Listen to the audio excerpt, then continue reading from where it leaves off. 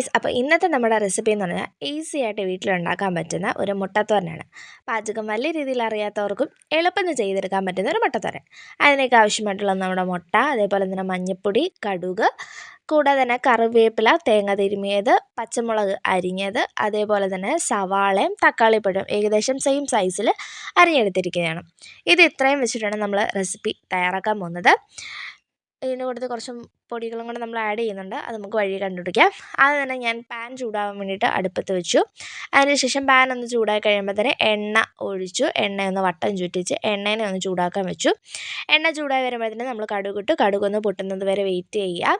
കടുക് നല്ല രീതിയിൽ പൊട്ടിക്കഴിയുമ്പോഴത്തേന് നമ്മൾ നേരത്തെ എടുത്ത് വെച്ചിട്ടുള്ള സവാളയും അതേപോലെ തന്നെ പച്ചമുളകും ഞാൻ ഇട്ട് കൊടുത്തിട്ടുണ്ട്. പച്ചമുളകും ഇട്ടതിന് ശേഷം അതിലേക്ക് തക്കാളിപ്പഴവും കൂടെ ആഡ് ചെയ്ത് കൊടുക്കുകയാണ് ചെയ്യുന്നത്. അതൊന്ന് മിക്സ് ചെയ്ത് ഒന്ന് സെറ്റായി വരുമ്പോഴത്തേന് ലേശം ഉപ്പ് ഇട്ട് കൊടുക്കുക. അതൊന്ന് പെട്ടെന്ന് വേവാൻ വേണ്ടിയിട്ട്. പിന്നീട് ഉപ്പ് കുറവാണെങ്കിൽ നമുക്ക് പിന്നീട് ആഡ് ചെയ്ത് കൊടുക്കാം.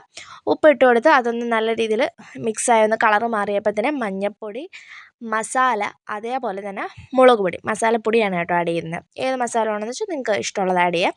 അതിനുശേഷം കറിവേപ്പില, തേങ്ങാപ്പീര ആഡ് ചെയ്ത് നല്ല രീതിയിൽ മിക്സായി കഴിയുമ്പോൾ മുട്ട പൊട്ടിച്ചൊഴിക്കുക. നല്ല രീതിയിൽ ചിക്കി എടുത്തു കഴിഞ്ഞാൽ തോരൻ തയ്യാർ. അപ്പോൾ അടുത്ത വീഡിയോ കാണാം. ചാ.